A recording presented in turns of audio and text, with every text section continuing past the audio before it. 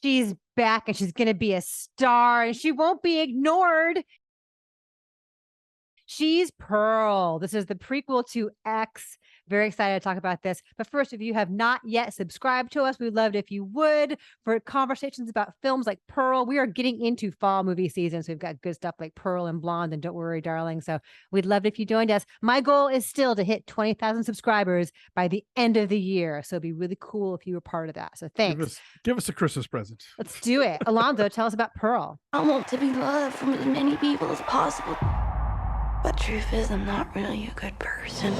Yeah, so this is the prequel to Ty West's X, which came out earlier this year. And Pearl, who was the old crazy lady who lived upstairs at the farm, is now a young crazy lady. It's 1918, and she lives on a farm with her father, who is very much an invalid because of the current influenza epidemic that is sweeping the nation and has people wearing masks in public. Go figure. Mm-hmm. And her mother, who's a stern German woman, who basically is very focused on survival. You know, they're living in a country that is at war with Germany, and she's very aware of that. But, you know, she knows that if they can work hard and stay on the farm, they're going to get through this. But Pearl cannot be tamed, does not want to stay on the farm. She has dreams of being a dancer, dreams of seeing the world and being a star and getting far, far away from the farm. Obviously, if you've seen X, you know those dreams do not come true. And that is sort of the string of melancholy that goes through this entire movie, that, you know, whatever her dreams are, whatever her big plans are, 50 odd years later, when that porn crew shows up, she's still going to be living on that farm. But at least now we have a better idea of why she's so upset about the show business people and about sex. We actually get to see her watch her first porno. A projectionist screens it for her in this movie. And when things do not go according to plan, alas, she snaps. Did you see who plays a projectionist? I meant to look that up and I forgot. David Corenswet, who was the hunky coworker in Look Both Ways. Oh, yes. Okay. I knew that face. All right. Yeah, he's very good in this, and he's got a great period appropriate mustache and everything. X was really chasing after a 70s aesthetic because of the era in which it was made. This is not a black and white silent film, which is what a 1918 movie would look like, but it is very much embracing a sort of luridly technicolor. I've heard this described as like if Douglas Sirk made a slasher movie, it would look like this. I said that. Okay, all you and others. No, me first. I'm the only one. Okay, fine. TM. No, for sure. And from the very first seconds, like the titles are like in this big melodramatic cursive that sprawls across the screen. And no, they're having a lot of fun with like production design and the really lush, like lurid use of color, especially red. Like if you notice the wallpaper in the hallway inside the house and the stairway is like this really ornate, like deep burgundy, and there's always like a red bow in her hair. Or she's wearing a blue dress that really pops. There is a very Dorothy and the Wizard of Oz kind of thing going on with her for here. Sure. And in ways bicycling past cornfields. Yeah, no, for sure. No, I never knew where this was going. And a lot of that has to do with just Mia Goth's presence, because there is such an unpredictability about her. She wrote this with Ty West, which I really enjoy. And then she is also going to be in Maxine. Right. What is so fun with this whole thing with Ty West and Mia Goth is that when X premiered at South by Southwest in March, they announced that a prequel already exists and it's called Pearl. When Pearl premiered at Toronto just like last week, they announced no, was it Venice? Venice, yeah. Anyway, when it played at Toronto, though, they announced that there was Maxine.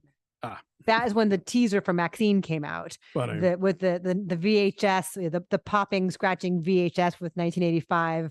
And now that is the Mia Goth X character becoming a porn star in the Valley in the 80s. So I just think it's so much fun that she gets to contribute so much to this. And I think that's part of why it's so gonzo, but in a way that contrary to Blonde, is not exploitative of Pearl. Pearl has shit on lockdown. She's in charge. And I will say this, like there are, and I'm not a horror expert, so I'm sure people will cite a million different examples, but I don't feel like there are a ton of movies where the monster gets a monologue to sort of explain themselves and a sense of understanding of what their flaw is that makes them into this violent creature.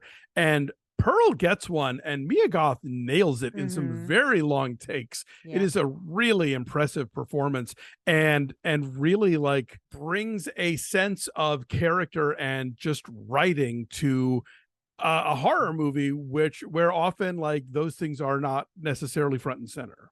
Right. I mean, think about how often the villain in like a Marvel movie actually has something of substance to say about why he or she is the villain, you know, like Eric Killmonger. Unless they're right, like Killmonger, you know? Right.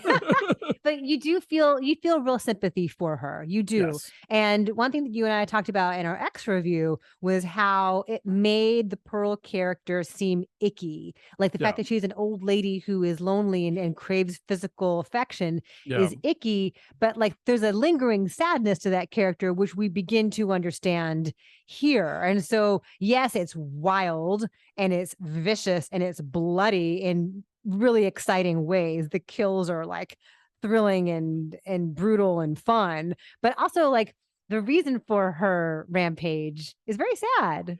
Yeah, knowing what I know about Pearl now, I think definitely makes me look at X in a different way. Totally. And I think also but this in and of itself, even if you haven't seen X or if you were never going to see X, and just to see this on its own, is a very kind of contained story that's really effective. It's so interesting, the fine line that it walks, because it is definitely not making fun of, but having fun with the genre while also being grounded in some emotional realism. I think it's a tricky thing to do, to not be a total satire, to not be totally out there, or a parody rather. There is so heightened and knowingly so and giddily so, but also like grounded in an emotional truth that's tough to achieve. So I really had a good time, and I'm really excited about Maxine coming soon too. Yeah, you know, and I think again, like Blonde, it does kind of get into the idea of why some people want to be famous, need to be famous, and what niche in their life they think it's going to fill, and it doesn't. Indeed. So what's your number then? 7.8. I think it's lovely to look at. Mia Goth's performance is great, and I'm also very excited about seeing Maxine. I said 8.8. It's just a blast. So Pearl is in theaters. Yep. Go check it out.